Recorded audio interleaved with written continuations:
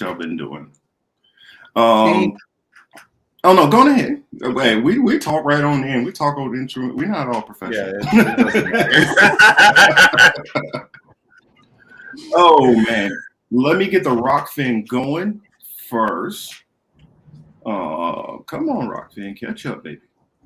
Morning, we everybody. We always say decided to join. that. Every single one of us are always like, Rockman, come on.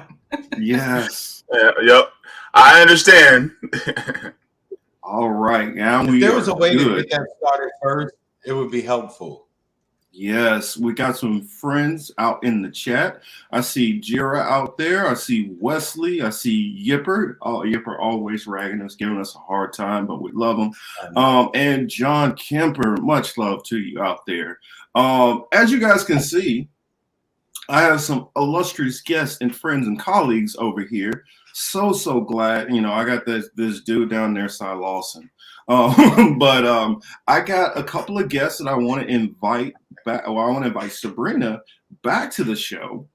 Definitely always glad to have her over here. And welcome JB for the first time, and hopefully it'll be multiple more times for having JB on the show. So how are we doing today, Sabby and JB? I'm doing great. I started a really early morning, so I got my workout in already, so I'm pumped and ready to go. Good stuff. How about you, JB? Yo, yeah, I woke up earlier than I wanted to, but at the same time, I had a whole lot of stuff to do today. I was just like, JB, get it together, brother. You got some stuff to do. Next thing you know, Sabby's like, hey, remember we got that stream that we supposed to do? I'm like, yeah, that's right. I'm like, oh, shit. I got to get together. What in the hell, JB?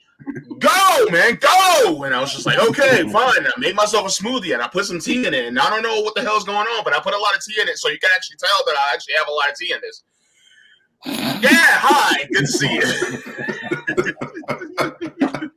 Oh, I'm loving the energy. I love the energy. We're going to just zap some of that and use that share. I don't know. I don't know. Look, I might get arrested for whatever is in the hell is in this thing. So, cheers. And even though I kid my brother over there, Chris, thank you for doing the double duty today. We're always up late, and then you back in first thing in the morning. Oh, it's all good, man. I got like 4 kids blowing up my phone this morning, asking me to pick them up for the game later. Being a coach, you got there with all these damn baby kids, but it's all good, man. Oh, I thought you were talking about your own kids for a second. I was like, oh man, no. Kids got to call them to pick them up. No, I'm assistant coach on the on my son's basketball team. So some of the parents don't always always bring their kids. So a lot of time it's me and my other guy who coach. We the basketball dads. Soccer moms, basketball dads. Yeah, we driving these kids all over, man. Oh, that's nice. Mm-hmm. Yeah, they work your pocket too, because after the game they be like, Coach, can we go to McDonald's? I got like $4. I'm like, what's that gonna get you?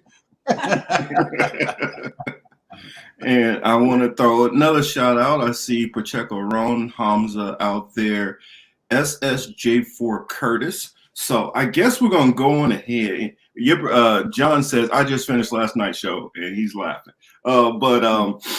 Yes, hopefully y'all caught that. Hopefully y'all over there, y'all watching RBN, y'all watching Savvy Sabs, y'all watching JB. And not only on the YouTube side, on the Rockfin side, we got to definitely build up Rockfin just in case anything goes completely awry on this YouTube side, especially with this new guy coming in. Me and Chris talked about it like 2 weeks ago. It's going to get a little bit testy. Definitely. Well, also, too, keep in mind, we're going into I know it's February, but as we know, time moves fast, right? So before we know it, we'll be fully in election season. And, it'll get real funny again on these platforms about what you say, what you can say, who you say it about, et cetera, et cetera. So, yeah, it is important to diversify where you watch these things and where you decide to give your numbers to. Because if we all depend on YouTube, probably 3 out of 4 of us, 4 out of 4 of us probably won't be allowed to have a show, All right, good. Just look at Hunter Biden thing. I'm not a fan of the New York Post. I grew up in New York. I always thought that was the toilet paper of record, right? And you know, not for nothing, they put out that story about Biden. It was true. You don't have to support the New York Post or Rupert Murdoch or News Corp. Just the fact that the information they presented was true, and all of these networks and platforms all banished the New York Times. I'm just like, whoa, that's, you know, that's eyebrow raising, you know, because for even though it's a trash paper, they still do some kind of news, right? At least locally, you can find out if there's a, you know, train delay, bus delay, shit like that. But the way that they treated them, the rest of us don't stand a chance because they've actually got money. Good point. So for this show, last year what we did is I talked about more of kind of I guess more of the past of Black history, and I don't want to get away from that because this show, it kind of entwines with some of the stuff that's happened in the past and what we're dealing with the current state of Black America and Black history and stuff like that. And so I kind of wanted to talk a lot about the tenor of what's kind of been going on, especially in the country, not only in Black History Month, but you got Ron DeSantis, who is not only going really hard against CRT, but also yanking, you know, like I think I heard something like 79 books or more that he's yanking out of schools. He's yanking books out of school like Jackie Robinson. You know, that what could be in Jackie Robinson that you feel is so harmful to kids? And then we have the same kind of thing which is going on with Governor Abbott in Texas. And it's this one guy, I can't remember, I'm blanking on the guy's name right now, but he has kind of made it his mission goal to go around and try to fight CRT at every point and to try to take anything, demonize it in a way where anything that's Black history or promoting any kind of Black excellence all falls up under CRT in a negative light. It doesn't, he knows he's intentionally smearing the line. So I was wondering, like, what's your thoughts on just the state of like Black history and Black education and the awareness of where we are in this time period? It's like, I'll start off, of course, my mom taught me to be respectful, ladies first. So I want to pose that question to Sabby first. Like, what are your thoughts on some of this? You know, it's interesting. I know the CRT thing is all the buzz right now, but I remember years ago, probably like 15 years ago, even Texas, they had already started like teaching to kids that slavery was not because, or the Civil War had nothing to do with slavery. It had to do with states' rights. So they had already started changing the history a little bit. And then now you have like the whole CRT issue, which actually is not a new thing. Yeah. Like CRT has been around. It's more popular now. But none of this surprises me. And this is another reason why I try to explain to people over and over. It's really important that you pay attention to local politics, because here's the thing, like that's not happening on the national level, but it's happening through the states. So you need to pay attention to what your governors are doing, what your mayors are doing, and who you elect for governor actually does matter. Who you elect for mayor actually does matter. And I think a lot of times there's so much focus on national politics and not local politics. Yeah. So I run into people all the time that don't even know who their city councilors are. And you should, because they control the budget. But none of this surprises me. I think it was going to head in this direction eventually. There's just a lot of things that have been revealed, especially since that movie came out about Fred Hampton, Judas the Messiah. Yeah. So after it was revealed, and some of us knew this already, but it was publicly revealed that the FBI basically killed Fred Hampton. And now you have the issue with Malcolm X, which I'll be talking about later today. His family suing the FBI and the CIA and the NYPD. So there's those stories are going to be coming out or being made public. And then you have the Twitter files issue, which is also calling out the FBI and all of them too. So I think that this is just another way for them to try to hide information about Black history that they don't want the masses to know about. Yeah, that's messed up. Yeah, and I was going to touch on that you brought up about the Malcolm X thing, but yeah, definitely agree with everything you're saying there. What about you, JB? What's your thoughts? I'm about to get your channel in trouble about the same things I'm about to say. You ain't getting nothing in trouble. We uncancelable. Look, the opinions of JB are not the opinions of the political matrix, just to let y'all know. But here's the thing. There's a bunch of fascist snowflakes that are pissed off and angry because they don't want their kids to realize that they benefit from a system that they are now benefiting from. And they just don't want their kids to know about it because they don't want their fifis to get hurt. That's basically what it is. And then on top of it, if their fifis get hurt, then that means their kids are going to dismantle the system that they benefit from. And they don't want that. So they don't want their feelings to get hurt, but at the same time, they want to keep the system in place. That's basically all what it really is. I'm in Florida. Ron DeSantis is my governor. And the thing about people like Ron DeSantis is that his type of ideology has been in existence in this country since the beginning. Yeah. See, I said it to people like this before, and some people were like, oh, man, that makes sense. To a lot of people, particularly a lot of white people in this country, fascism is like, oh, my God, this is actually happening. To black people, fascism is another Tuesday. Our ancestors dealt with fascism from the upper parts of North America all the way down to the tip of South America. We've been dealing with fascism, right? All of us black people, right? We have been dealing with it in slavery, Jim Crow. You don't think that fascism isn't there when the KKK's burn a cross on your front yard? That's fascism too. And so the thing is one of the things that we're seeing now, and a lot of people, and I kind of wince at when people say, "Oh, we should focus on just on economics and not identity politics." And the thing is that for black people, they're intersectional. Yeah.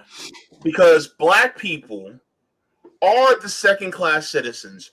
Why were we brought here in the first place? It was because they wanted workers without having to ever pay them a wage. So that was why we were brought here as chattel, right? On top of it, why don't they want black people to come up? It is an economic reason. The reason for our liberation is primarily economic, and then it flows into social, right? Yeah. Because then if we start to have equality, then guess what? That means it spills over to all the other communities, and then it also creates a more equitable society. So the thing is that that's another reason why there's this depressing of when it comes to those of us who are black. And when I say black, I mean black, especially universally across the diaspora. I'm not just talking about blacks in the United States. I'm talking about blacks from North America to South America, blacks in Europe, blacks everywhere. Because the thing is that black history is just history. Now, here in the United States, black history is also American history. And the thing is that they don't want to teach American history. This is a cherry picking of American history to make it look like in the best light, when really they don't want people to know that our shit stinks. And it stinks real bad. And that's the problem. And this is the thing, of this fascist ideology, is that they don't want fascism to seem as bad as it really is. And now you have a lot of people within Florida that are going, wait, we're banning books now? And we're like, no shit, Sherlock. Because banning books is the first part. Banning reading is the next part. Because guess what happened to our ancestors? It was reading and writing was illegal for black people. You don't think they're not going to do that? The only difference is now they're going to start doing it to poor whites now. That's the difference. And now you're going to see that we were just a trial run. Now it's going to get real, because a lot of poor white people are now going to start seeing, oh, snap, they're doing to us what they did to y'all. And we're like, yes, this is what we've been trying to tell you for 400 years. Yeah, I Well, mean, hold on real quick, Chris. I want to throw in. I'm glad that you brought that in. And Yipper, it's not. I mean, I guess possibly you can look at that as possibly Pan Africanism, but no, I'm not talking about necessarily Pan Africanism because when we talk about Black people from that are part of the diaspora, all of us pretty much came from about 4 or 5 different countries in Africa. I mean, most of us are literally all from the same would be from the same countries in Africa. Yeah, minus whatever mixtures that we got once we got over here. But for the most part, we all fall into these handful of areas, and I'm glad that you brought that in because a lot of people don't realize they have Black History Month in Great Britain.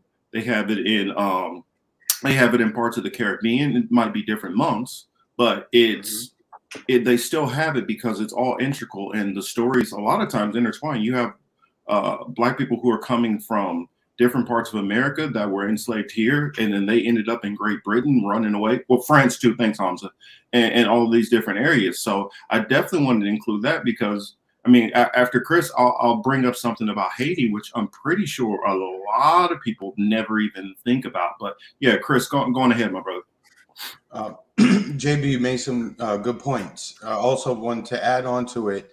We kind of already saw what he was describing, and we can look at the war on drugs, right? As crack decimated our neighborhoods, got us killed, locked up, put on probation, et cetera, et cetera. Once it's went to the white neighborhoods after, right? And, it was like, oh, poor thing, we need help. Fast forward to the opioid epidemic. Now they're like, oh, we don't want to lock people up. We want treatment. We want help. So the punishment aspect to the war on drugs was saved for us, and the treatment and housing and all that other discussion begins once it affects a community that isn't comprised of mostly us. So that's something else that we should also keep in mind. As to DeSantis, I'm in Florida too, JB. I'm watching this guy too. I'm sorry. The thing about it, it's fascinating to kind of watch, right? Because if DeSantis was serious about winning and gaining support, right? Just from a purely political standpoint, right? I'm taking race and everything out of it. He would just stay on an economic message, right? Florida's open to business. We want to help you flourish, et cetera, et cetera. We'll do what we can with the power of the state to help you make some money, find affordable housing, et cetera, et cetera.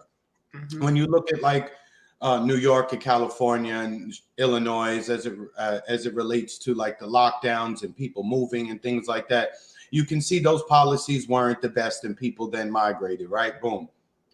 This focus he has on the culture war, to me, like my conspiracy mind starts thinking like this has to be like a multifaceted program, right?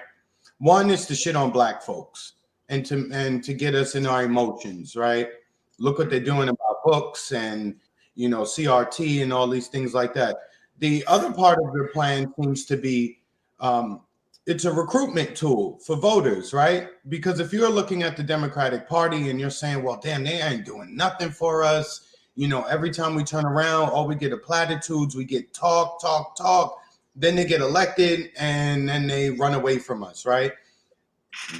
You would stay away from them. But then whenever you look at the other side and you're like, yo, they really attacking us. What the, right? So then it kind of brings you right back to the Democrats. You may hold your nose, but you're like, well, I can't allow, I don't want to sit down and do nothing while DeSantis and the Republicans do shit like this. So let me just go ahead and vote the Democrats and see, what this gets us. But it's such a nasty cycle. You know what I'm saying? Like one way or another, we have to find a way to break it or to get out of it. And I was going to say, go ahead. I was going to say too, like JB mentioned identity politics, and I think people are misusing this phrase. The same thing with the word woke. I think people are misusing it. Like identity politics, if you look at the definition, it actually means someone using their identity to advance them in a political way. Like if you're running for office, say vote for me because I'm Black, I'll be the first Black woman, that kind of thing. But people are now using that phrase to describe like whenever people even mention race or mention LGBTQ. And that's a problem, that it's crossed that line. Like now people don't even want you to talk about race at all. Then the other thing too is with the word woke. Like the word woke came from the Black community, and the Democratic Party, or I'm just going to say it, white liberals, took that word and co-opted the word and turned it into something that it doesn't even mean. So that's this the big It's like thing. they did with Black Lives Matter. Exactly. Exactly. Yeah, but you know the funny part is, if we start using more um, igniting language, then that's when it's like, ugh. So when we start using things like defund the police or a police abolition, then that's when they're like, oh, we can't touch that. So it's like, so some people, they'll critique us on some of these phrases, you know, like for instance, saying trans women are women, that's a little too far. And then they're like, oh, we can't touch that. But it's kind of good because then it's like, well, all right, try to touch it. Try. Mm-hmm. And the thing is, they can't, because if they try to touch it, that means that they're trying to co-opt something that actually is that integrates economic uplifting, not just a social adaptation. And so, like for instance, defund the police and abolish the police. Joe Biden can't get on board with that. He can't, because who is his bosses? The people at Raytheon and people at, you know, the Federal Reserve and IMF and World Bank, people who are at JP Morgan, these are his bosses. And so the police are the people who protect them. And so if he's talking about defund the police, if he tries to co-opt that, guess what? He's done for. So he can't do it. But it's good for us because then it's something that can't be co-opted. So it's kind of interesting, you know, when we talk about things like that. But yeah, like what Sabi said earlier, is that, you know, the term woke, it means a social and economic awareness, so that we can be able to fight the system in order to achieve what the awareness is about. And the problem is that you have a lot of people who are using that as a pejorative now, instead of realizing what it actually means. And the funny part is they are using a perverted version of it, you know, especially, you know, people who consider themselves to be on the right. They're talking about the Matrix. They're talking about a right-wing wokeness. That's basically all it is. And it's going against what, you know, the achievements of what those of us in disenfranchised communities are actually fighting for. They're actually going against themselves essentially, but they don't even realize it, because now they're wanting to give more power over to corporations, more power over to the wealthy and the elite. I hate using the word the elite, but to the people, the oppressor class. And so because of that, then they're really being manipulated, because they see this word woke as a pejorative, because unfortunately the Democratic Party has perverted the use of actual wokeness. Real woke is these 4 people on your screen right now. That's real woke. Real woke means for workers' rights, for people who are poor and disenfranchised, you know, and making sure that you're not screwed over by the corporations, not only because of your economic standing, but also because of the color of your skin. So that's what real wokeness is. But the thing is that they don't want you to know that. Yeah, I tell people all the time. I mean, I honestly, like, I know, like I say all the time, you know, we're all different aspects. Like, I look at what you guys do over there. You're one part of the hand. I mean, one finger. There's other fingers over here, and as those fingers all come together, they make a fist to fight against the system. And I look at partially our role is we do our best to try to show people what the system really truly is. Because you can't fight a problem if you don't know what the problem is. It's like you can go get all the Hall's cough drops you want. You can do all this and all that. But if you have flu or if you have laryngitis, you probably need to know the difference. And people don't factor in to the system what it is. One thing that I would say, JB, about Biden, even if he didn't have those bosses over him, I think that in his spirit, he just has a white supremacist deep down spirit within him. If you go back to the people which he started out his whole career with. Now, he let everybody know, hey, I'll go for the highest bidder. I'll prostitute myself. He let us all know that. So we do know that he do listen to what his bosses say. But you look at who he's cozied himself up to and what his more than 50-year career has been attached to. It's been a concentrated focus on attacking Black and brown people. Literally, not only in America, I know we're talking Black history, but it has been, anybody of color literally around the world, which he has helped keep his boot on the necks of, including the drugs. Well, not only because a lot of people think about the prison industrial complex, which he helped create. We don't think about that. He helped with the Iran-Contra, bringing the drugs into our communities to destroy us and send us there in the first damn place. Hey, Marcus, just to respond to what you just said, I want to say that I fully agree with everything that you said. And that's another part that I didn't include, and my apologies for not including that. You're good. But yeah, everything you just said was absolutely correct, and I fully agree with you. I accidentally missed that part, so thank you for adding that in. Oh, you're definitely welcome. I was just going to say too, but even within the Black community, we still have these separations, right? Like right now, it's like if you, and JB and I talked about this multiple times, but it's like if you agree with reparations, which me and JB, both of us do, then it's like there's this test where like you can't think that immigrants should have it. You can't think that talk about Tariq them like we did last night. We talked about it last night. Sorry. and we can argue with like where it should come from, right? Like if you're talking about Haiti, people may argue that reparations should come from France. If you're talking about Jamaica, people may argue reparations for them should come from England. Totally get all that. But the thing is like we can't pretend like they do not have, especially when they come to the United States, we can't sit here and pretend like the police aren't going to stop them too. And I think that's the thing. Like they still have to deal with those racial issues. But there's so much divide. It's like you can't be like pro-immigrant, and then it's like then you're only supposed to be from the South and all these separate things, and I'm just like, just said this. You're just making it smaller. We've interviewed people who on RBN, like I interviewed a guy. This is way back in the day. I think you remember this, JB. This guy came on. I thought he had a great idea for organization, and he was like, "This is how we're going to help Black people. This is how we're going to help the Black community." He even had like a plan for like training people how to do these jobs, so they don't have to go to the trade schools to do them. I was like, "This is all great," but then it got to a part on the website where he said there's a list of people that cannot join. And after I went through the list with him, I was like, so gay people can't join? So you have to have at least one Black parent or two Black grandparents. I was like, you're making the organization smaller and smaller because you're excluding certain types of Black people. And that doesn't make any sense when we're only like 13% of the population.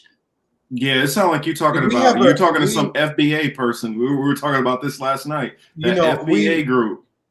We struggle because our greatest weakness and our greatest strength is the same thing, our openness to inclusion, right?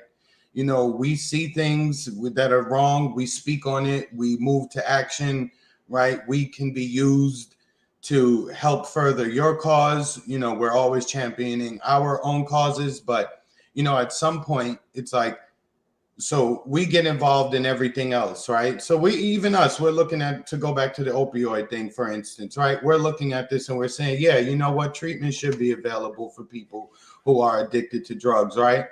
But the same community don't turn back and say, you know what? We need to put pressure on the politicians to release all the drug addicts who are currently still incarcerated, right? There's no talk of that, but it's like, oh, get behind us as we want treatment and medicines and care and compassion. You know what I mean? All right, so cool. You want that? We'll help you to that end. All right, now it's our turn to go after our boogeyman.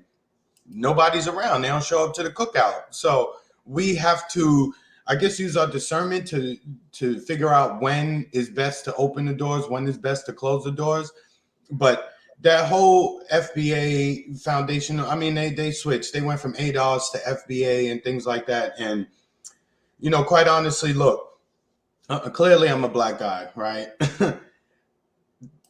a lot of their arguments sound ignorant to me. I'm gonna just be honest, you know, because again, they're trying to section themselves off even further, to Sabby's point. So look, you're going to be successful with your group of 800 people. What you get accomplished with that, I don't know, but I wish you luck. You know what I'm saying? You're just going, and even your own people, you're going to. So to the extent that you're saying, well, if you're from Jamaica, Haiti, Nigeria, or wherever, you know, you can't really get down with us. But those are the people you really want to support your businesses, for the businesses you form, right? If you form a record label, you're going to want these black artists come to your label, right? If you start a coffee shop, you're going to want them to come to your coffee shop. If you're going to sell them liquor, you're going to want them to buy your liquor too. But so you're like, support us, but you're not of us, but support us with your dollars. It's just madness. And I think those guys should really think about what they're saying before they actually say it. Yeah, I want JB, let me add this real quick. And I like Sabby brought up about the reparations thing. I don't only support reparations for so-called Black Americans.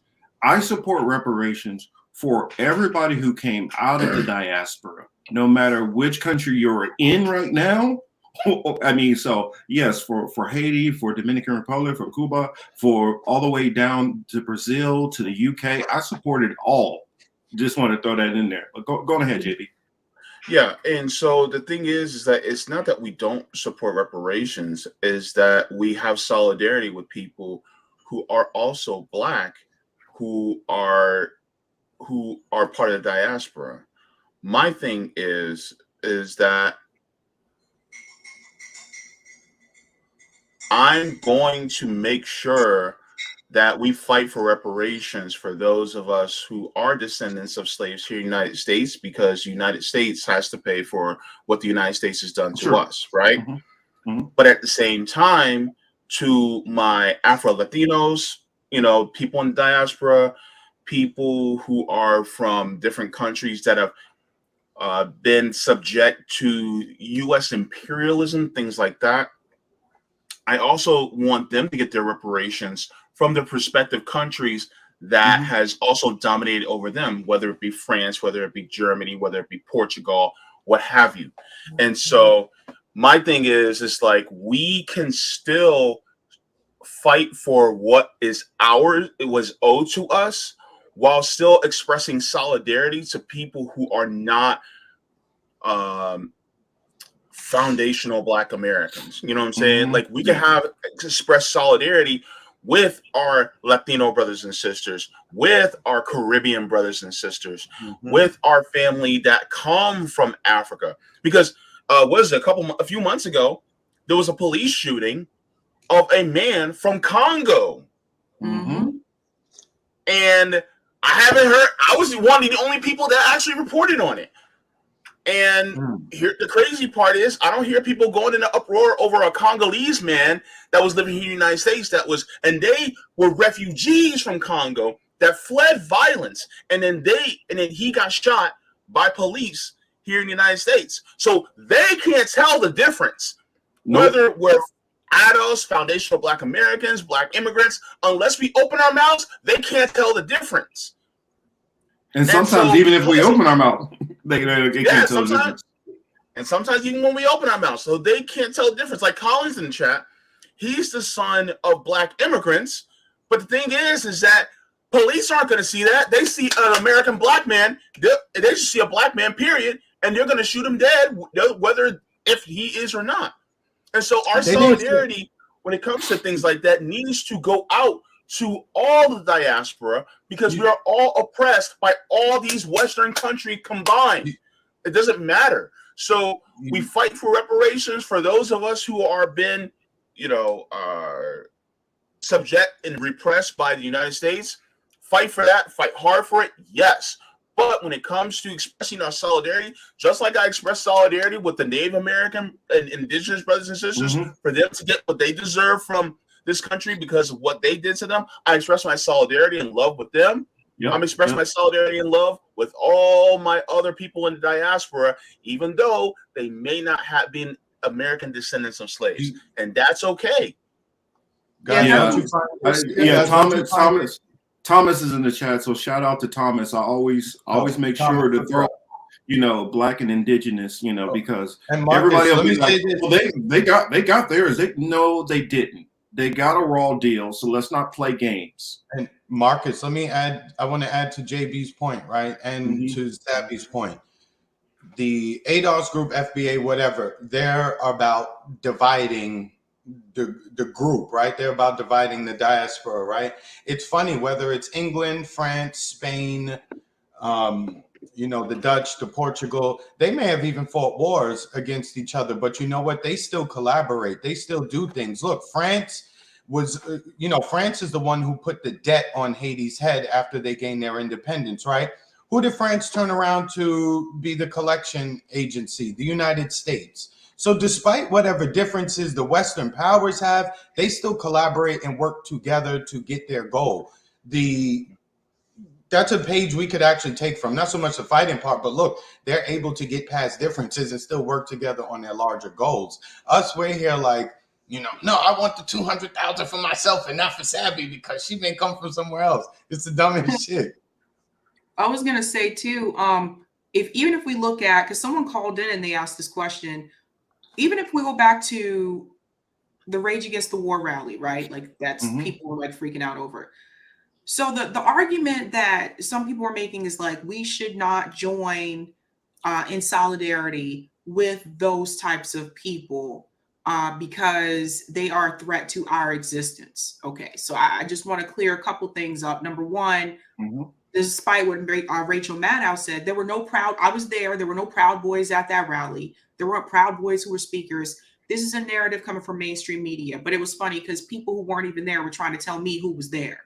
The other thing I want to add is like people were also saying, well, then in turn, white people don't support us with our issues. They don't come. If I come to this rally and support their issues, see, that was the other framing. They were framing anti-war as a white issue when that really affects all of us. Okay. Yeah. So that was that. They said after that rally, they're not going to come and join me to support Black issues. And this was the argument that I made on Call-In. I said, why is it that for African Americans, why are we always looking for white people to join and help fight our issues when other minority groups in this country don't do that? Like people who are like my friends that are indigenous, they're not like, hey, white people, come join and fight with us. They work with each other. People that I know that are Asian American, they get together with their people and they work with each other. Same thing for my friends. Yeah, that for my friends that are Indian American, they're not trying to recruit me or anybody else outside of their race to come help them and fight for their issues. So why is it when it comes to Black people in this country, why are we always trying to look towards white people to come help us and fight for our issues? And I think that's a big part of the problem. So I think we have to get out of like that mindset because those other minority groups in this country do not do that. Yeah, I feel like part of that, Sabby, is because if you go back to the trauma which has happened to us through slavery, it's taught us to not trust our own people, to not even try to build with our own people, and instead to go to the oppressor. Because if you think about their slavery, even though you were being oppressed by the colonizer, you still had to go to the colonizer for food. You still had to go to the colonizer to get married. You still had to go to the colonizer for your clothes, your shelter, everything. And so that brainwash mentality that still sits on our people today, it's like, I know this is the person who's oppressing me, but I still would rather try to seek that person. I'm not saying that every white person is that same oppressor. But what I'm saying is you feel more comfortable going to the white person over your own people due to that psychological trauma that's been passed down. Marcus, I have a question for you. Given that, you know, where the three of us are on the East Coast, right? You're in California. I know that that reparations bill or plan, whatever it is they have, you know, I know that they've been talking about it a lot. So what's the status on that? Did they decide on a number? Are they actually going to start dispersing checks? Have we gotten to that stage yet? Because I mean, I saw it, but I haven't really paid attention. They have numbers, but this is what they do. And you know, we covered that Scott Adams thing and from Dilbert, and he tried to like clean it up and say that's not what he was saying. I'm just trying to get a conversation started. Yeah, a little bit, but not really. I don't know if you guys know what I'm talking about, the Dilbert thing, where he basically like, you know, according to this, 50% of black people don't like white people, and so we should just all just get the hell away from all black people and call like black people basically a hate group. And he said, oh well, that the context, I was just trying to get a conversation started.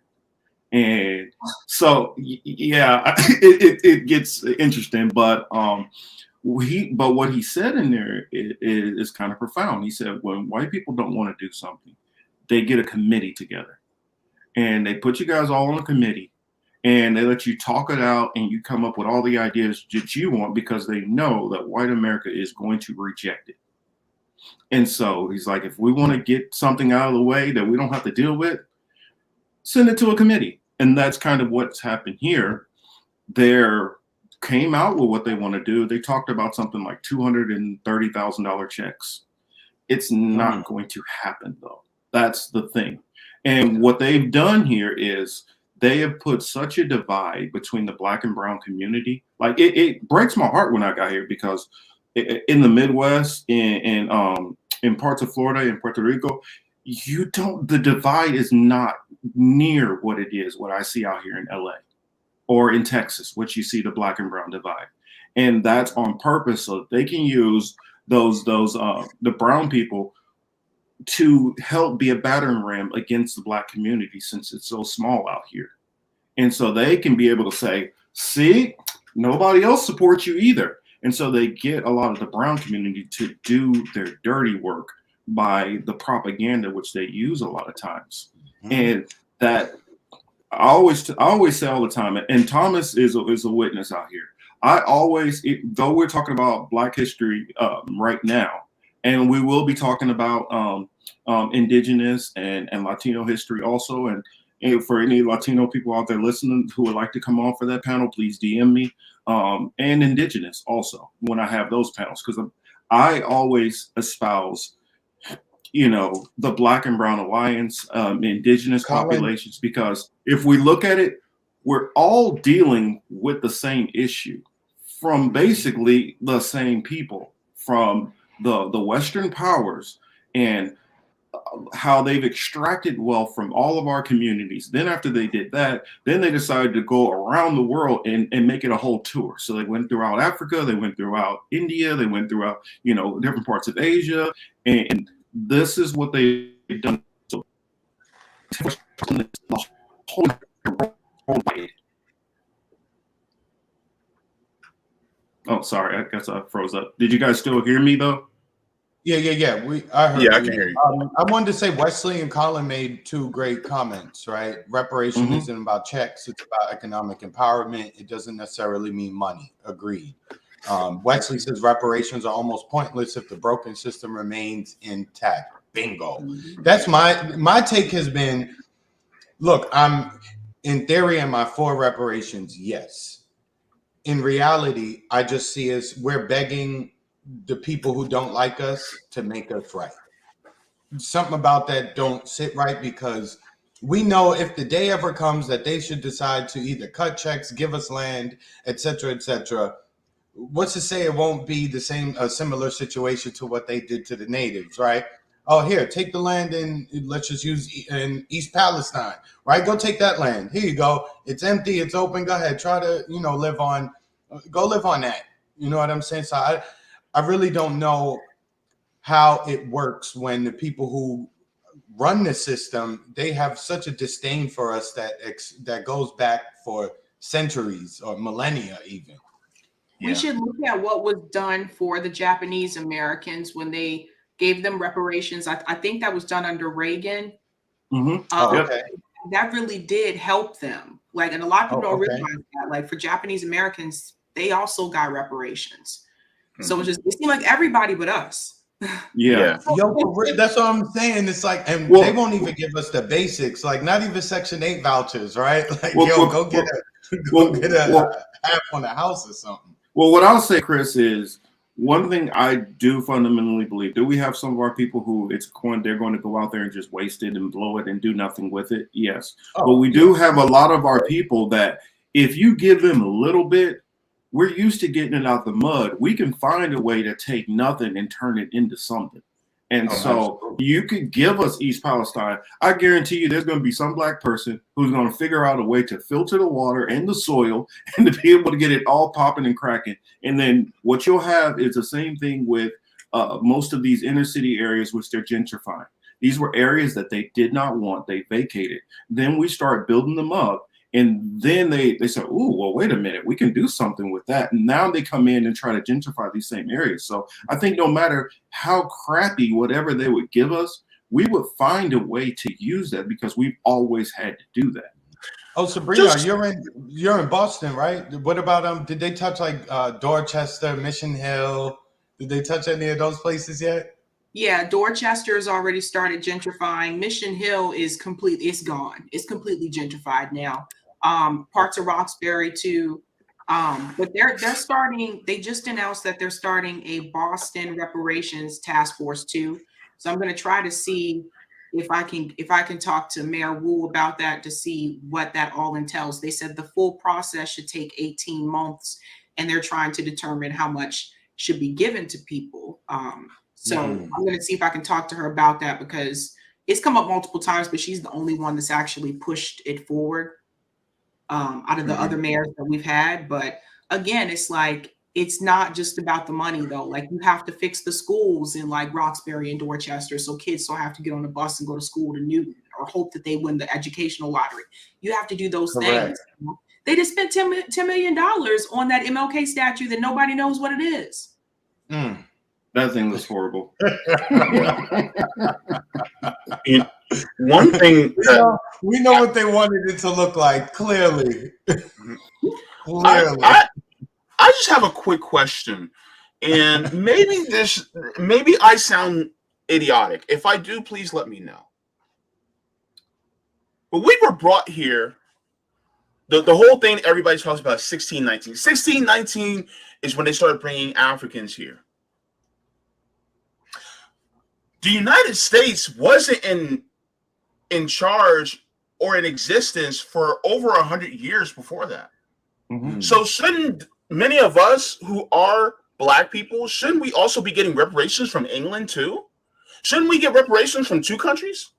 People like myself and Sabby, I know we should get reparations from England and the United States because I don't know when my actual parents came here. Because I can only go back to 1792. That's as far back as I went.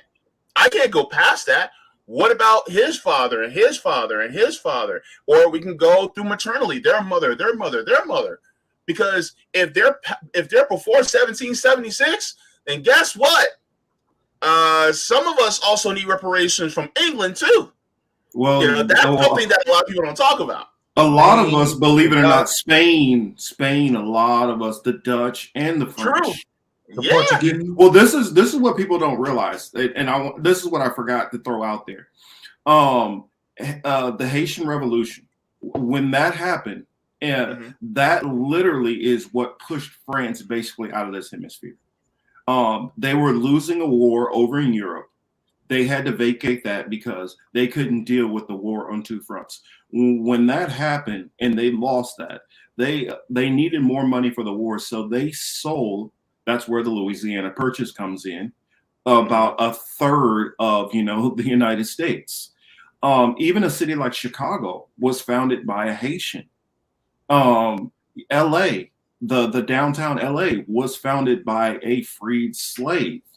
So we don't think about the Haitians and Dominicans and Caribbeans, the Afro-Latinos and Afro-Caribbean people who came into this country hundreds of years ago and basically have been mixed right into it. We also don't think, a lot of people and a lot of Black people do not get this. There were a lot of indigenous people who were still enslaved with us, side by side. My grandmother being one of those who fled from the plantation pregnant to make it back to her reservation. Well, great grandmother. And so I just wanted to throw that out there. I mean, and anybody who has the standpoint about, well, you know, let's just get over reparations or whatever. Europe would not have the hegemony and power it has. It would not even close to have the wealth it had if it was not for slavery. Literally, we're talking about over 40 to 50 trillion dollars, which these countries, these small countries, amassed. Let me ask that. Well, I don't know if it's a question, but my thing is when it comes to reparations, I think it is an absolutely necessary thing that needs to happen. It is a debt that is owed. However, for some, I just looking at it objectively, I don't think reparations can actually happen until we have a revolution. I just feel that way because the thing is that I want it to happen and it needs to happen, but it needs to be taken, not given. Because the thing is that if we keep asking, it's going to be a, well, no, oh, we just need to do a committee. Oh, we just need to vote for the same people and blah, blah, blah. It's like, no. I think what needs to happen is it needs to have a revolution. And then that once that revolution happens, it's like, okay, we're taking our reparations. We're getting back what we needed and what we're supposed to have. Thank you very much. And then we can have and then we can build ourselves back up. Because to be honest with you, I don't think it's never going to be given to us because the white supremacist power structure is never going to give something. Power concedes nothing without a demand. It never has and it never will. So therefore, that demand and a lot of people also miss the part where it has to be done with words or blows or both. Guess what? It's going to have to be done with blows. Reparations is not something that's going to have to be paid willingly. Reparations has to be taken because that's the thing that a lot of people aren't thinking about. And a lot of people who go, oh, man, we're going to have a committee on reparations. Great. And it's like, yeah, but that committee is just a roundabout way so that they don't give it to you. Because the thing is that if they actually were to give it to you, they would have gave us to us a long time ago during the Homestead Act instead of giving all those white people all that money, land, and grants to go out west. They would have gave it to us. They would have gave us our 40 acres and a mule, but they didn't do that because they didn't want to.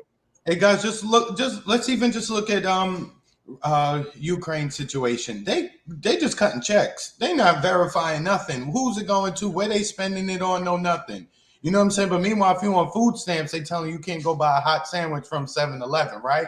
So they got the money. You know what I'm saying? We are just the undesirables. They will not do it, because the way I look at, I don't even know the actual number, but I know it's billions. Maybe it's in the 30s, 40s of billions what we've given Ukraine already. Somebody correct me if I'm wrong. 130. Oh, yeah. You see what I'm saying? Hundreds of billions. Yo, just think about what that could do for Compton or Opelika or Orlando, right? Or Roxbury. You know what I'm saying? It could do 100 billion.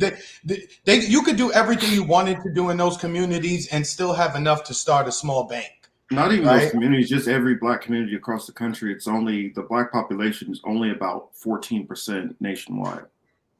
43 million or so Black people in the United States. Yeah. And people have to understand too, the reason why it can't just be a cash payment is because if you don't fix the systemic issues, let's say they give everybody those checks. Okay, well, realtors and other people can still just say, guess what?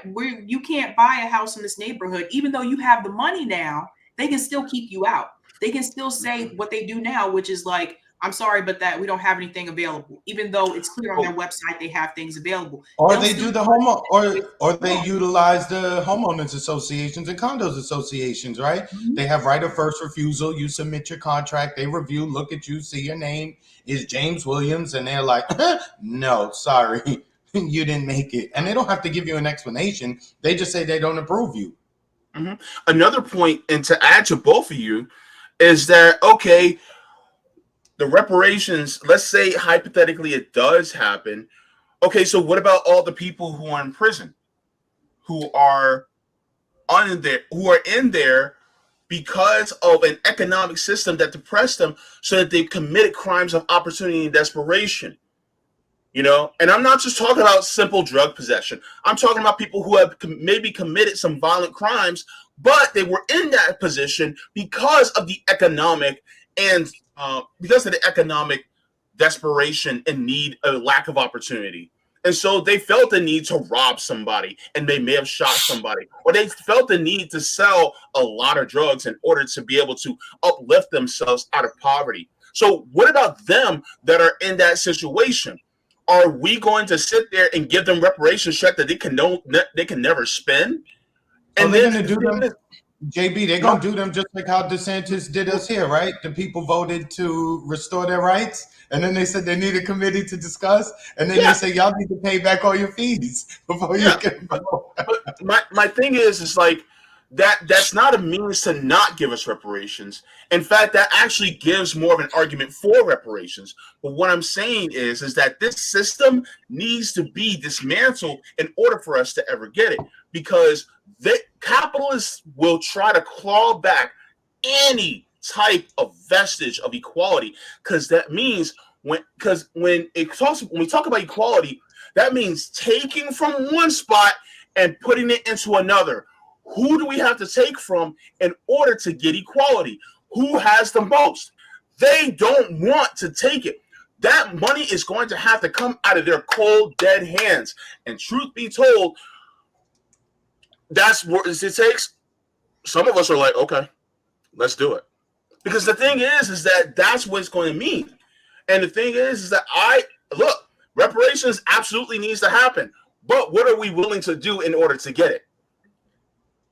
Some of us, because of social and brainwashing according to the system, we're a little too scared. We're a little too reserved. We're like, I don't know if I can do that. But some of us, people like, shout out to you, Rome, are like, all right, let's get it. And the thing is that that's what we need, because the thing is we absolutely need reparations here and now. And it makes them so scared. Oh, God. It makes them so scared. Anytime somebody has a little bit of aggression, bass in their voice, and a little serious look in their face, I mean, they just... Yeah, I was going to say too, like you brought up the criminal justice system. That's another thing where if they were to give people their checks for reparations, then the criminal justice system hasn't changed. Now they'll just find other ways to criminalize those Black people that just got those checks. So they'll increase the prison numbers. So people have to understand. That's what I'm saying. You have to change the systems that are in place. If you don't, then you're still going to have those problems. Yeah. But my problem is that a lot of times people who talk about reparations, they'll say, oh, yeah, that also includes a changing of the system. But in what way are you going to change the system? If you're trying to do it through the processes that white supremacy is already set up, guess what? They're not going to allow it to happen that way, because that means that you literally have to take their power away in order for you to get reparations.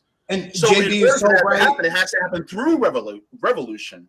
Look, JB is so right, because even if you check the papers here in Florida, JB, I don't know if you saw this, but you know, we have what you call them, ballot initiatives, right? So, you know, obviously for something to pass like recreational marijuana, medical marijuana, things of that nature, you need 60% of the vote, right? The Republicans in the Florida legislature are saying that's too low of a threshold. It needs to be raised to 66.7% for ballot initiatives and amendments to actually pass. So to JP's point, they just going to keep moving the goalposts, moving it. We're going to forever keep following this shit, falling and busting our chins wide open. I guess where I would push back just slightly. I don't disagree with you, but I feel like we got to try to get something.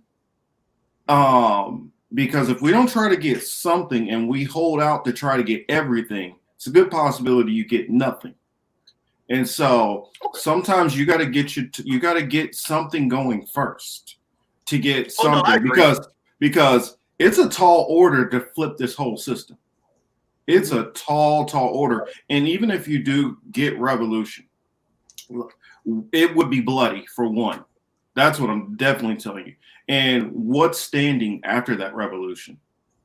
It's going to be a lot of rebuilding first for everybody as a whole to be able to even do any of these other things. So it might be easier to at least get some of these things, get a little bit here, and then work on more internal organization, like we've been talking about this whole time, about, you know, cutting down some of these walls of partition that are put up, saying, you know what, I'm Caribbean Black, or I'm ADOS Black, or no, I'm Indigenous Black, or I don't want solidarity with illegals. I don't want to deal with Hispanics because I don't like some of them for whatever reason. I don't want to deal with Native Americans because some of their tribes might have had some disagreements or even enslaved some Black people. And all of these barriers that are put up, if you're able to create a solidarity movement and pick whichever cause we feel like needs to go first, whatever, I'll let everybody else decide all that out. But if you pick, you know, something and put all your power behind that one punch, put all that power in, it's more effective to get that. And once you've landed that body shot, then you can start landing those headshots. And so I think that maybe you got to find somewhere where to tackle this animal first, instead of trying to, you know, go at the full carte blanche in one aspect. Yeah. Because a lot of times I feel like our communities, and not only that, they'll say, well, Black gay lives and Black trans and all this separation. When it comes to a cop, he's not asking you, are you a Black religious person? Are you a Black gay person? Or are you a Black professor? Are you a Black poor person? Are you a Black Jamaican? They don't care. They see us as a whole, as a monolith, any damn way. Because I've even talked to people and they'll say, well, the Black race. It's not a Black race. There are different tribes. In fact, DNA-wise, Africa is the most diverse continent on Earth. And so you can have two people in neighboring tribes that might look a little bit similar, but their DNA is far more diverse than a Spaniard from a Frenchman. But the way that this world has been twisted, especially with the white power structure or Anglo-Saxon power structure, it's not viewed that way. It's viewed that they're very different. A German is way different than a Dutch, way different than an Italian, but all these Black people are just all the same. I can't tell the difference, but German and Dutch, I'm like, oh, okay. But, you know, to address your point, I do definitely agree that it's like, yeah, go after what you need to whatsoever. Like, exhaust all the abilities that you have, even within this system, to try to get the gains that you can. Of course, you know, if that's what you can do, the committee, all right, then push that committee to, you know, nail the white supremacist structure to the wall when it comes to getting what we need. Fine, I agree with that. As far as having a revolution saying it's bloody already right now. What are we talking about every single day? So it's already bloody. Yeah, but I push back a little bit. I mean, as somebody who was a combat veteran and like seeing what open war looks like, it's something on another level that I don't think most people. Nobody is exempt from it. Nobody's able to be able to. Okay, well, I'm not caring about that. I'm just going to do my 40 and be done with it. Or, hey, man, everybody, we're talking about a total form of chaos in a sense. Yeah. But the thing is that revolution, as far as a military sense, does not have to be all military involved. there may be different facets that don't involve physical warfare. You know what I'm saying? Yes, I get you. It's just that when I say revolution, I'm not necessarily, because a lot of times people may they think about different revolutions that were bloody. Yeah, see, I'm military. I always go. I got you. No, but what I mean is some of it may be because remember the George Floyd protest, but what I'm saying is that it's 2023. We have different apparatuses and different ways and modes of different doing things. It doesn't have to always be that. We also have different strategies where it doesn't have to be that way, but we still can destroy the structures that exist in place. So I'm saying is that we can still have it. And I think it's still absolutely necessary, but also take the shots that you can within the system as well. So I'm kind of like, I just want to clarify. Just want to get it clear. That's all. I got you. Forgive me, JB. Just want to make it clear. Because I know our audience don't always. We can say things, and if we don't put all the clarifications out there, they might get the wrong ideas. That's all.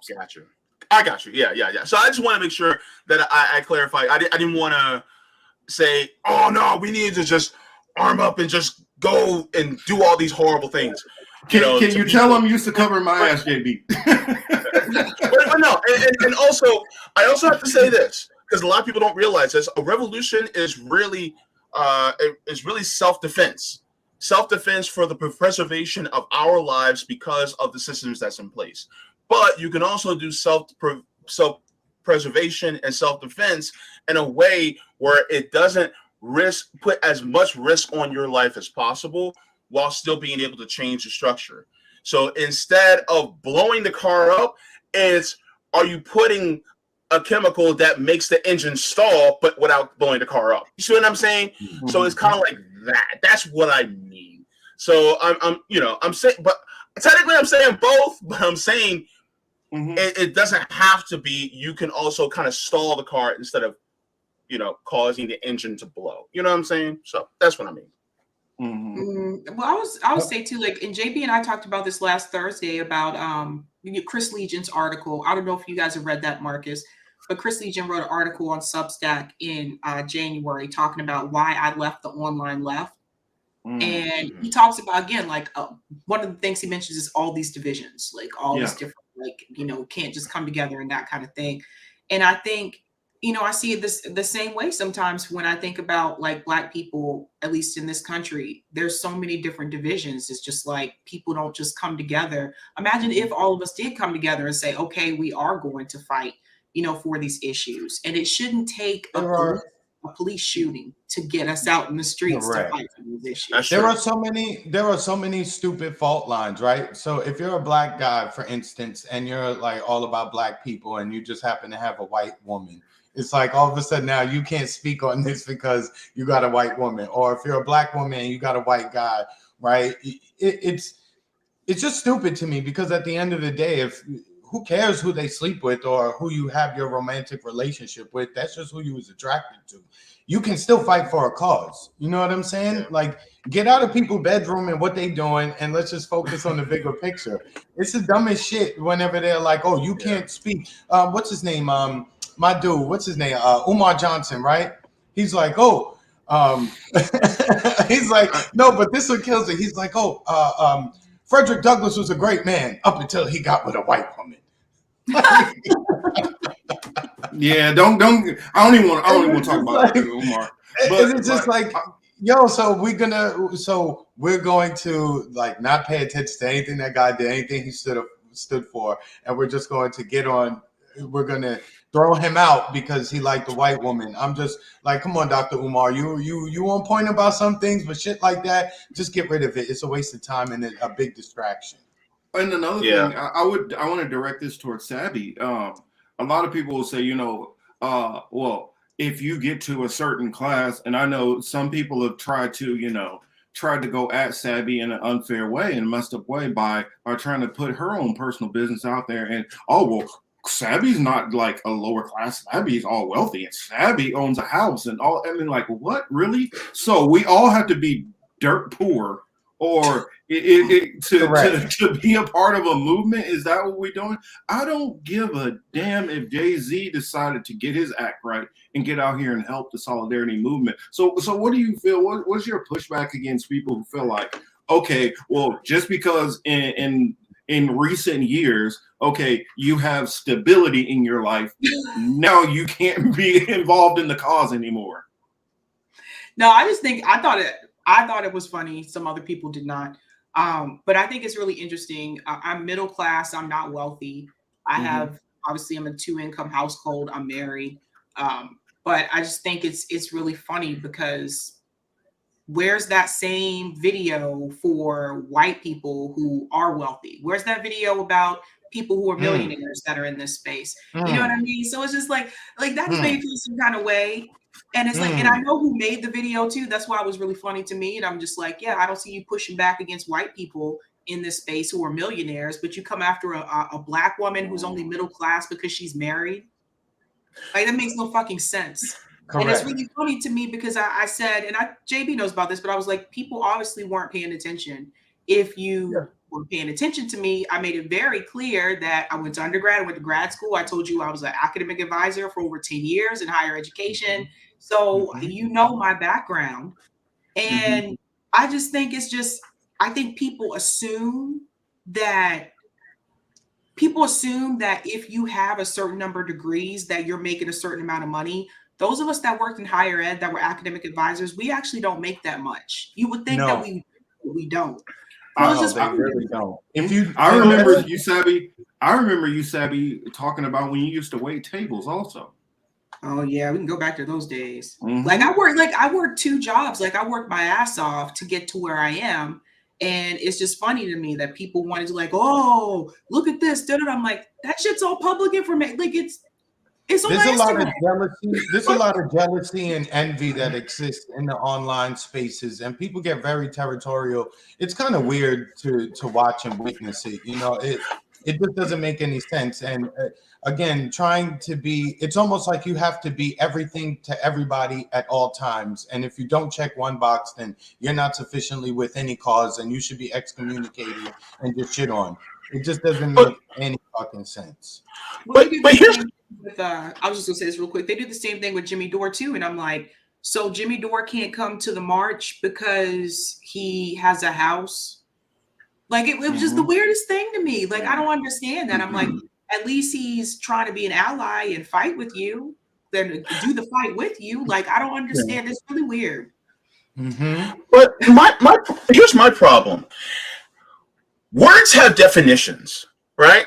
Terms have definitions. If we're talking about, like, and this may be a semantics thing, but Sabi, you say you're middle class. Middle class is still working class if you don't own the means of production. You're still working class. You still earn a wage. So therefore, if that's the case, then for somebody to come after someone just because they make a little bit more, that's stupid. A basketball player is still part of the proletariat. A football player is still part of the proletariat because they're literally working for a wage. They don't own the means of production. Once they start to own the means of production and have employees, then that is when they are a capitalist. And even then, somebody who does own the means of production and have workers, they could be a class trader and then still work for the proletariat and still help the proletariat so that we can all have a better, more egalitarian society. So when people want to talk about things like this, get your definitions correct before you come at people. And then on top of that, realize that some people can also be class traders. Look, Roger Waters is a very rich man. And yet he's fighting for the proletariat because he actually agrees that we don't need a system like this. You have many people who actually are class traders, but some of us who may be middle class are still workers. They're still part of the proletariat. And so people to come after people they're going after Sabi for making a little bit more than other people in the proletariat is absolutely dumb and stupid because look at what she's fighting for. People don't say shit about W.E.B. Du Bois. Yeah, he was People very don't well. talk shit about him. But the But thing you know is, what? Sabby made know? Sabby since not to keep it on Sabby, but look, she made smart life decisions, right? She got educated, got a job, she's put herself in a relationship. She has 2 people in her household who are bringing in income. I mean, that's a smart way to do it, right? It seems like it's envy and jealousy from people who didn't make those decisions, who made other decisions that got them in different spaces in life. It's like, don't hate on her because that's her role and that's what she chose. You know what I'm saying? I see a lot of that online too. It's not even just that. Like I did Not like towards her either. I did like a whole series about the home buying process, the first time home buying process. I had a whole series about that. I think it was a part 1, a part 2, and a part 3 because it was so much information. But I went through the first time home buyer program, which was not easy.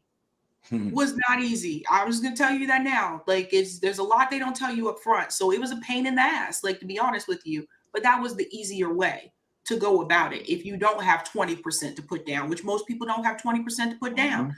So Correct. I went through that. You got to get FHA loans. You have to submit. Yeah. This is what I do for a living, right? I'm so in the real estate business, corporate world, et cetera, et cetera. It's a lot of submitting of paperwork. It's a lot of giving them your bank statements, which I thought I already gave you. You know what I'm saying? Your income can't change anytime during that period because if your income changes, then you had to start all over again.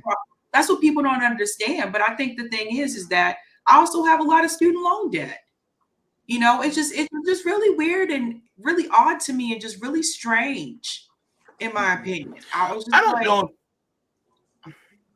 Yeah, I wanted to throw something in there also, like going into what JB was saying, that even if you get to that higher level, because believe it or not, I know he's controversial, but Kanye said that what he was talking about, like basically these pro athletes, they're still under thumb of rich billionaires, and they're still, like he talked about that they're basically on a form of a plantation. When you have these exorbitant amounts of wealth, it don't mean nothing to throw at them. I mean, Chris Rock said in this thing, he was like, "Oh, Shaq, yeah, Shaq's boss is wealthy. He's rich. He's wealthy. He's like, here's some money. Go buy you one of them cars with the old spinning rims on it." I mean, that's how they look down it. And even once you get higher on that level, I remember Eddie Murphy saying that even though he had his own production company, he found himself sitting in the office like, "Hey, guys," he's whispering in his own company. Because he knows he still does not have the power. Because like we saw with Ye, it can be snatched at a moment's notice. You say the wrong things. Well, yeah, people look at like you said, like the football players, but people are not looking at the owners. Who owns those teams? You know, who has it to pay somebody $25 million per year? Right? Not somebody, multiple somebodies on the team. Correct. I'm just saying, like, there's guys who will make 27. Like even your quarterback for the Kansas City Chiefs, that dude's contract was $500 million. And he's not even the highest paid. And you know what? There's so many stipulations that come along with it. So again, even somebody like him, we're looking at the 500 million. Our eyes are big. Oh my God, can you imagine? This dude can't go to the bathroom without having the team walk him to the bathroom to make sure he don't hurt himself, right? He can't go play basketball outside. He can't do anything. So to the extent that he's wealthy now and he's rich, he's still got a shit ton of rules and regulations that he must follow, or he's gonna lose that money. Well, perfect example. Remember what happened with Michael Vick? How they yanked his money real quick when they felt he went out of line. But sorry, go ahead, Sabby. They made an example out of Michael Vick. Yeah, and we haven't even got on the baseball owners because they have buku money. And people forget about the baseball owners because we talk about the owners of basketball teams and football teams, but the baseball owners have way more because guess what? It's America's favorite pastime. A lot of white people go to baseball games, and guess what? There's the majority of this country is white. So, and then people, when we talk about, the music industry, we really don't talk about the amount of money that country gets. And so the thing is that a lot of times we may, forget about it. But the thing is that these owners, they really have a chokehold on the workers in this country. And one of the biggest things I think that needs to change is that worker power truly needs to shift. And I think we have to realize that we actually do have the I got the power. Hey, JB, but JB, remember a baseball owner became a president, right? And he was the first one who started giving these dudes $200 million contracts, right? That was good old Mr. Bush down in Houston. I mean, the Texas Rangers with A-Rod. Remember, he gave him the first $200 million contract. And then after that became president. Yeah. And then the other thing, too, in reference to baseball, we got to remember some of these baseball owners actually held people back, too, because the original owner of the Red Sox, Yawkey, he was the reason why the Red Sox didn't integrate even after Jackie Robinson broke the color barrier. They were the last one. Years later, they were the last ones because he didn't want black players on the team. So that's another thing. Like, they have so much power that people just don't realize. Yeah, the players are making a lot of money, but look at who owns those players. Yo, Massachusetts gets to skate as being thought of as this democratic, liberal thing. And for black people in the North, that has probably been the roughest city. I'm from New York, so New York ain't no like walk in the park either. And neither is Philly, and neither is Baltimore, et cetera, et cetera. But none of them present themselves the way that Massachusetts likes to present itself. You know, they really like, oh, we're thinkers or educators. Yeah, okay. Yeah, I hear people call it the Alabama of the North. Yeah, I've heard that before too. Oh, JB, you don't know how racist that place is? You know that the NBA hates to go and play, in Boston. In Boston. They hate it. It's their least favorite place to play because of the Bill Russell was winning 11 rings for them and going to the finals year after year after year, bringing Celtics fans a lot of joy, a lot of excitement. And he still had to watch his back when he left the arena. They broke into his home. Mm-hmm. You see? Wow. And this is the guy who was like their champion. I guess it's true. Mark Wahlberg really was representative of Boston. Yes, he was. Yeah. He tried to get his name, or tried to get his record pardoned under Governor Deval Patrick, and Governor Deval Patrick said no. Mm-hmm. Yeah. Here, I wanted to share this comment over here, and shout out to Dingo Ate Me Baby. Geography Pro, sorry. Said showed up late in the convo. Maj Toure had a good analysis about Scott's rant as being a backtracking Karen on what Scott said about black people regarding the poll. Maj also watched the interview with Hotep Jesus. Maj is a First Amendment absolutionist. And if you feel that way, then live it. Don't backtrack. Worth a watch on Maj analysis. Here's a 6-minute video. So I will take this and I will put it in the chat. That way we can bring it up because we only got like about 30 minutes left. So it's like one more topic that I do want to ask everybody and get into. So here it is in the chat. For those who are not looking, there it is up on the screen for if you're not watching the live chat when you watch this later on. So make sure you guys go check this out. A couple of comments that I wanted to read out real quick. Colin says, I'm so glad you all are having this convo. It's too bad not a lot of people will watch this. Definitely. I know a lot of people won't watch this, but I'm glad the people who are watching this, it's getting to the ears and eyes that need to see it. So that's all that matters to me. And one more comment. What about the future? I wanted to ask all of you because hold on. There's one last one. And to be honest, I feel that like it's just been used as a psyop. Talking about reparations, if you take away reparations, what would someone like Marianne Williamson have? Nothing. I'm sorry. I'm sorry. Hey, y'all do what y'all want with that. JB dove right in. Like I always say, hey, I believe in a free speech platform. Do we have to sometimes be careful using certain words? Well, we can get out our message. I mean, so I feel like if you're not able to navigate some of this stuff, then maybe you just got a little bit more experience to do in this space, because all four of us know how to deal in this YouTube space. Mm-hmm. Yeah. One last thing I was gonna say. Oh yeah, Colin. And I know you said like they won't see this. Here's just an example of some of what they do to me on this channel in particular. The video that I have, which should be a harmless video about my trip to Kansas City with my mom out, they literally put it as only suggested by worst neighborhoods and worst ghettos. That's the video that suggests that video. Also, another thing is something about like penis enhancement pills. So they literally put it up under algorithms that have nothing to do with it. That's another way that they keep views down. Yeah, it's gross when I really start going through and seeing what they do to censor some of my videos. Yeah, they do some messed up stuff with my videos.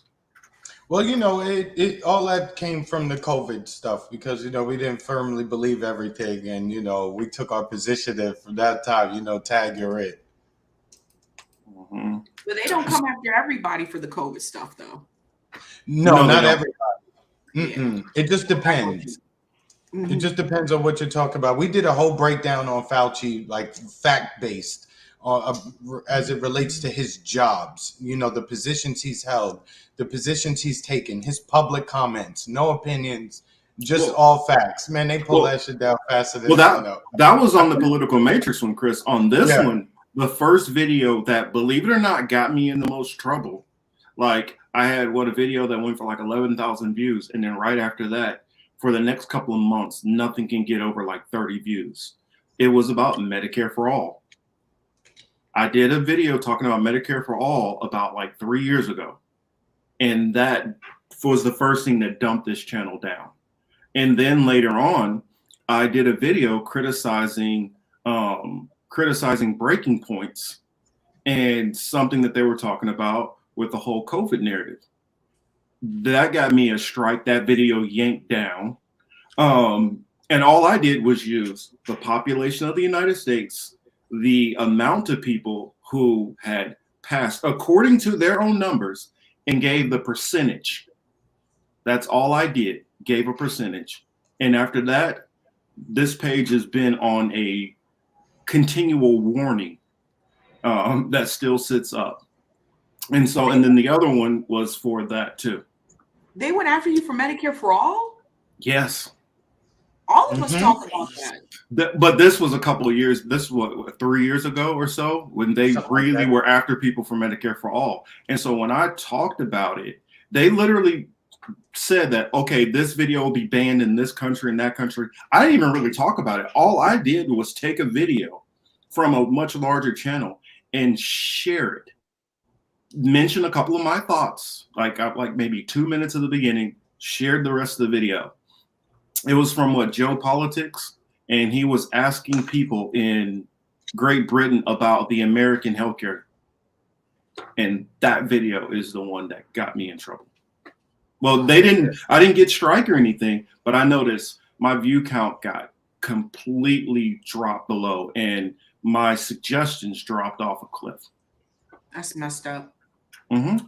And so this is what they do to Black content creators on a regular. That's the reason why I say often that it feels like there is some little bit of racism going on with YouTube. Oh yeah, you can't even, and the tags, you can't, I don't even put the word black. No, it never scores well. Mm-hmm. I can put white, I can put red, I can put green, I can put chartreuse, I can put hot pink. I can't put black. And by scores, for people who don't know, I just want, for people who may not understand, if you have TubeBuddy, it's an extension that you can have to add to YouTube. It shows you the score for different words, but the word like black or black people like that usually doesn't score well. That makes sense, though. That makes sense because I know Savvy is. You've done a lot of like work on researching and being able to see how they do these things and going in and out and noticing and comparing different channels. And I mean, I remember you were kind of like, should I keep doing these? And I'm like, no, you honestly probably need to pick like once a month and just go through and start showing people this because I think a lot of other Savvy's content very creators thorough. might not even understand what's happening to them. And Savvy's thorough, and she doesn't waste people's time. You know what I'm saying? She get right to it, and she looks at it from a fact-based, not emotional-based place. You know what I'm saying? So it's very good what she does. Yeah, some of these people were getting like, and JB and I talked about this as well. Some of these people were getting like millions of views. I think the Force the Vote town hall, I think there was like, wasn't there almost like 1 million people watching? Do you remember, JB? Like some of these people. I don't remember it that well because I don't think I watched it that much. And the reason why I didn't watch it that much is because I was associating people who put in my head, oh, Jimmy Dore's horrible, so don't watch him. So I just didn't pay attention that much to Jimmy Dore, even though I agree with Forced to Vote. So I don't remember it that well, the Forced to Vote town hall, though. So yeah, some of these people were getting like millions of views and stuff like that. And now like their channel's getting like, you have people that, okay, I thought so. You have people that have over hundreds of thousands of subscribers, and some of these people had broke like 1 million views on certain videos, and now they're lucky if they get like 11,000 views for a video. Yeah, you know how many times where me and Chris, we've checked on and we're looking at it, and it's like after a couple of hours, it's sitting at like 250 views, and then we come back on the next morning and it's down to like 78 views. Yeah, and they were like, "Oh, well, we just we had to look the way we credit these videos and count the numbers carefully. You guys have to count the numbers carefully with our videos, but if it's Jon Stewart, I guarantee you, if my autoplay clicks on it for 30 seconds, you guys count those views." This is it's supposed to be. They keep changing it. It's supposed to be 30 seconds counts as a view, but they remove. Do you guys know? Like they have been known to remove views from people and remove likes from people videos. Yeah, I think they were doing that. And you know what? They were doing that a lot in 2020 and 2021 for the larger programs like CBS, NBC, shit like that. They were removing the down votes that they were getting. So they would show like, 100,000 likes, but there's probably 1 million dislikes, but they just stopped showing that. So they'll do anything and everything to keep any narrative alive and to quash any rebellious discussion, no matter how light it is on the rebellious side. It's funny you said rebellious discussion because you know what? You just hit on something that I'm thinking about. They know that any kind of influential voice has to be kept limited. And if too many people start hearing certain things, maybe they start thinking certain things, start looking at things in a different light. And I mean, I could just be a conspiracy theorist, but that's why I think they come after us. But no. That's no conspiracy, brother. No, you hit it right on the head because here's the thing. It's not just YouTube. Go to TikTok and look at the Black creators.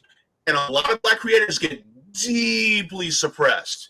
They're deeply suppressed. And the thing is that and a lot of times, a lot of Black creators will talk about the same stuff that you and I are talking about, but you'll see their likes and their views. They maybe have 20, maybe 30 likes and views, whereas somebody white who's the exact same thing will have 11, 12, 13,000 likes and like 30, 40,000 views on one video. And it's like, wait, what's going on? And part of it is because, guess what? It's because of that. Even if they're doing that TikTok dance, whatever, it's the same thing.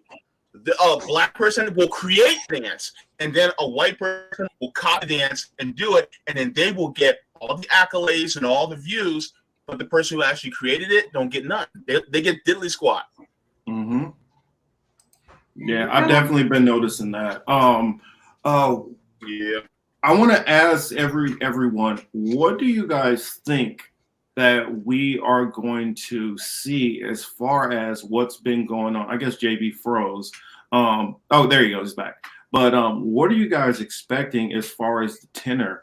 I guess it's kind of similar to the question I was asking earlier, but with this, I guess, attempt to erase history or be revisionist. You know, how is that going to affect? Because what I honestly believe is, I believe that all these different state houses can try to strip away all this information and all of this history, and you can do what you want. It does not. That's not going to erase us teaching this to each other, teaching this to our family, and so even if you want to strip all this Black history out of schools, I don't know how you think that that's going to stop us from still knowing it. All it's going to do is have more white people ignorant to it and create more of a division. That's the way I see it. So what are your thoughts on what, like I heard literally, like they're not even teaching like Thurgood Marshall. Like they're not even being taught about Thurgood Marshall. They're not being taught about Benjamin Banneker. They're not being taught about Fannie Lou Hamer. They're not being taught about like just so many people who were just like, you know, basics in Black history. Not even, you know, not even to mention like a George Washington Carver and inventors and all kind of that they're just erasing out. I hate to say it, but I think. Oh, go ahead. Sorry.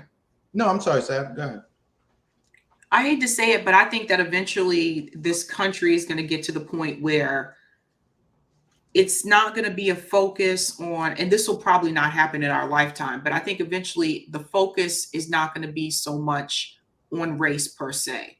And race is going to be seen as something as a negative entity, in the sense that people aren't going to look. And I already see some of this now with the Gen Z group that I used to advise, where people are not going to be necessarily known for what their race or their ethnicity is, but what they're doing to help better the country.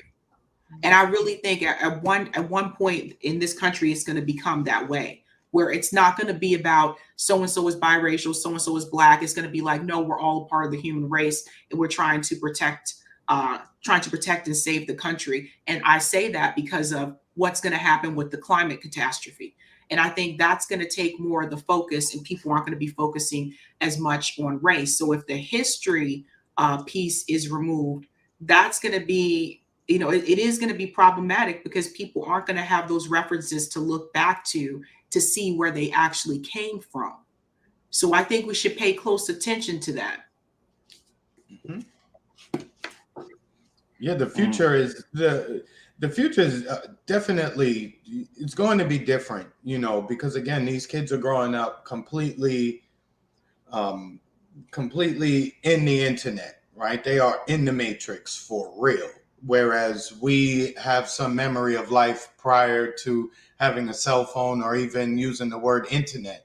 When I was a kid, internet, I you know what the hell an internet was, right? That wasn't even part of our language when we was outside at 8, 9, 10 years old, right? That wasn't a thing. You know, in the going forward, these kids are going to be what's the word? They're going to be trying to figure out how to exist within the quote metaverse instead of like outside. So to Sabby's part, there's going to be a bunch of people who are going to have avatars. They're never going to know what they really look like. It's going to be a very different future. More, I don't even think we can fully picture it. I mean, we can look at like Ready Player One, The Matrix, and all these other movies, but it's going to be a wildly different future. Mm. It depends on what we do now. It depends on how we set things in motion. When it comes to knowing about, and you were asking the question, you know, how does it, you know, how is it going to affect us down the line when they're trying to erase these things? The thing is that it just doesn't exist in books anymore. It exists on Meta. It exists on TikTok. It exists on YouTube. It exists in so many different places. And a lot of white dudes and a lot of white girls or white women are now getting with people that look like us. And so now they have no choice but to learn about us. And if they're being held back from it, then guess what? Then it actually makes it more like, oh, we need to find out more. Why are they holding it back? And so they're trying to. It's kind of like a spring. When you hold the spring tight, once that spring gets even a little bit loose, it pops out, right? And the thing is that they are setting themselves up for a massive failure, because if they keep trying to depress us from knowing our history, then it's only going to be bad for them at the end, because they're actually going to eventually find out, and then they're going to be like, oh my God, we need to actually, do better. And I just don't see. I see maybe in the near future them doing a lot of depressing of, when it comes to knowing about race. But in the future, if we set a good foundation now, the kids will see it. And why kids? I'm not talking about the kids like Gen Alpha or after that. I'm talking about, 50, 60, 70 years down the line. I'm talking about those kids. They'll see it and they'll be like, oh my gosh, what has happened? And I'm sorry, go ahead. No, JB, I was going to say, because the Jam in the comment section made a great point. And Marcus, I wouldn't talk about this further on another show, but I wanted to ask them too. What do you guys think about this Chat GPT shit? This AI thing? I haven't looked into that, but I do have a feeling that social media in itself, I think eventually, let's say 100 years down the road or 70 years down the road, I think eventually social media, if it's not something that's positive, it's going to be taken away. And I say that because of all the other crises that are going to be happening in the world at that point in time. I have a feeling that stuff like, well, Facebook's kind of positive for the most part, but I feel like, and you've seen this already happen with the censorship, but I feel like that's going to be even more increased to the point where things that are considered negative are not going to be allowed across these social media platforms. Social media may not even be a thing 100 years from now because of the way it's going to affect people with their mental state. And I think I could see that happening in the future. It just kind of reminds me of, there's this show called The Expanse. I don't know if you guys have seen it, but yeah, that's a big one. I look to that and I see that, because again, with the climate crisis, I think the focus is going to be more so about not who you are, but what you do, what your skills are, what you can do to help things. And I think that the type of negativity content from social media is going to be either removed or going to be prevented to keep people from going back into that negative place. Mm-hmm. I got something that I saw in the chat that I want Sabby and only Sabby to answer this, because I know my instinct is to go a different direction, and I want the person who that I know is the most calm and on this one to respond to this, because this person, I mean, I could show all kind of evidence that goes against what this person is saying, but I mean, I just want you to respond to this for me, Savvy.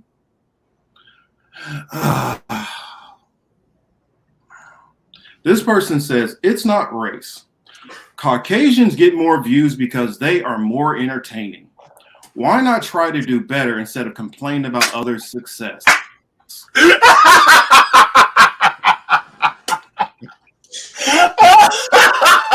Oh, wow. Wow. Oh my Lord. I'm sorry. I laughed at that thing earlier. I didn't know you were going to bring it up. I'm sitting here thinking, oh yeah, I don't let you. I'm rock and petty. roll. I'm talking about those of us black people who actually got the banjo from Africa and how we created things like country. I'm talking about how we created hip hop, rap. I'm thinking about how some of the greatest comedians on earth are. If you list the top 5 comedians, only the one white person you'll talk about is George Carlin. Every single other one of them will be black. I'm talking about those of us that have so much skill and so much ability and so much things that we have created that people are literally saying, oh, you guys need to be more like white people, whereas we literally built the systems that actually created what entertainment is today. I mean, that's just the funny part to me. I'm sorry, Saps, but go ahead. See, Hamza? That's what he does, Hamza. Not JB. I'm talking about like the comment. That's exactly what Jesse Lee Peterson would say. Yeah, I think it's really interesting because I took the YouTube course. Me and Jackie did that a while back. We didn't take it together, but I had to take it for my job. I think she took it for RBN. But I took the YouTube course, so I already know this is what I'm trying to explain. There are certain words that are flagged in the algorithm, and all of the words that deal with African American or Black are all flagged.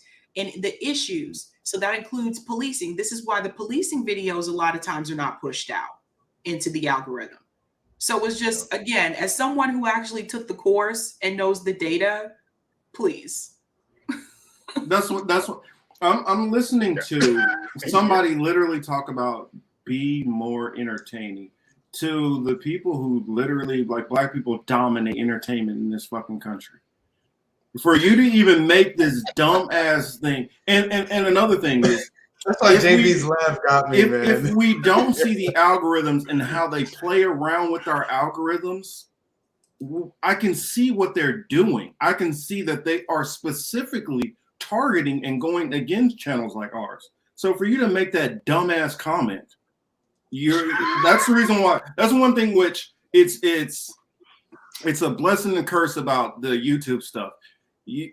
Because you can say this stuff and sit behind the screen and never have to deal with somebody, you can say stuff like this. But I dare you to say this in a black person's face. Say it in some black person's face. Please go tell them some crap like this. Please do it. Please do it. And film it, because I want to see if you can get away with not getting a taste slapped out of your mouth. Well, the other part is that, I thought this was somebody really trying to troll for the most part. He says, I wasn't talking about all entertainment. I was talking specifically about YouTube content. Well, we know that they sit up there and censor our crap, you idiot. We know it for a fact. It ain't about no damn entertainment. I watch channels which don't know they ass from a hole in the ground, which are not entertaining at all. At all, zero. That literally rip off our content, that rip off information which I put out, almost word for word sometimes, and get more views. It's because of the algorithm, you nitwit. So don't come in here with this BS. Well, I thought that was funny. I'm petty. I'm sorry. I'm petty. But real quick, before we go, I wanted to get back on that Chat GPT thing, since we are talking about Black history and going forward, right? For those who don't know, Chat GPT, or whatever it's called, is basically like the new Google, right? It's an AI program in which you can ask it anything. It tells you anything. By itself, untouched, is that necessarily a problem? No. But as with most things, who's controlling it? Who is the puppet master, right? That's true. When we get to start talking about shared history, accurate history, factual history, that's going to be, you're going to need to keep these books and videos like this around, because those AI programs are only going to be filled with certain things. Just like going back to what Savvy mentioned in the beginning, the slaves weren't slaves. They were immigrants or migrants looking for work. That's what that book in Texas said, right? It wasn't slavery. They were migrants. So that's going to be the type of stuff that people will learn if we don't. Sorry, Chris. One more thing. Please hold that point. Put a button in. I just wanted to add this one thing. Do you guys know that most of the the people who sit there and go through this content creation stuff. I mean, not content creators, but most of the ones who mediate this and who oversee the videos, a large percentage of them come from Israel. Did you know that? So we have a lot of Israelis who are curating our content. Is Israelis known for racism? I'm just putting this out there. So when you sit there and act like, never mind. But my point is, when you have a predominant white group of people sitting up there deciding the content, you don't think they have a lean? Especially ones where a big chunk of them in their own religion practice racism. Sorry. Go on ahead, Chris. No, I'm just saying that's something that we need to also, be aware of, right? We have to keep our own stories, our own factual stories alive and well, because the powers that be will muddy the water, so to speak, when it comes to the information. Because look, let's face it, in the 21st century, data, information, that is gold, right? It's not oil and actual gold anymore. It's data and getting you to behave a certain way. Yeah. Now, and this isn't a pushback, but I don't think that their religion necessarily is white supremacist. I think Zionism is. No, I'm talking about if you go into a lot of them who practice and believe in the Talmud, it specifically is. Oh, well, I don't know about that. I just know that, a lot of Orthodox Jews do not agree with, like, for instance, how the Israelis are in occupation of Palestine. So a lot of Orthodox Jews don't believe in it. And a lot of Orthodox Jews express solidarity with people of Palestine and people of color and Black people. But yeah, that's what I know. But as far as the ChatGPT thing, that could be a tool used for good. But the thing is that it depends on what you put into it. And the thing is that the algorithms within ChatGPT can have put white supremacist algorithms. And so it can whitewash history. It can whitewash things, because it is an algorithm. It whatever you put into it is what you get out of it. So I just think that, we just need to change the system so then we can change things like those in order to be more universal. Marcus, Sabby has to run, so let's let her get her last. Yeah. We're gonna go on ahead and go and wrap. I would like to let everybody go on ahead and tag where they can find you, what you guys have all going on, and I guess anything, your social media, any of that you guys want to put out there. Mm-hmm. Yeah, well, you can find both me and JB on Revolutionary Blackout Network. JB and I do a show together on there every Thursday, and I do a solo show on there. And then you can also find me on my channel at Savvy Sabs. Mm-hmm. Yeah. And then you can find me on RBN, Revolutionary Blackout Network. In fact, today, in less than an hour, I'll be on Revolutionary Blackout Network today on my show. And then you can also catch me on my channel on what time? JB. On RBN. Yes. What time? That way they can know and go right over and be ready for it. Oh yeah, it'll be 1 p.m. Eastern today. Yeah. Right. So yeah, 58 minutes from now. And then you guys can catch me on my channel on the JB Font channel, and I'm always there on 2 p.m. at 2. Tuesday at 2 p.m. And I guess I don't know, you guys will see me. I got some stuff which I have in the works planned for this week. I thank everybody who came to join us. Well, almost everybody. And I thank all those who will check it out later on. Pacheco Roan, I wanted to end out with this comment. Says, excellent discussion, Marcus, Chris, Sabby, and JB. I mean, it was definitely my pleasure to have you on here. Thank you guys for joining us. We appreciate it. Sabrina and JB, we thank you. Yeah, it's always fun to talk with you all, and we're gonna make sure that we kind of keep this going on. I like to have more collabos. I enjoy the collabos, so definitely a lot of fun. Thank you everybody in the chat. You guys all have a great weekend.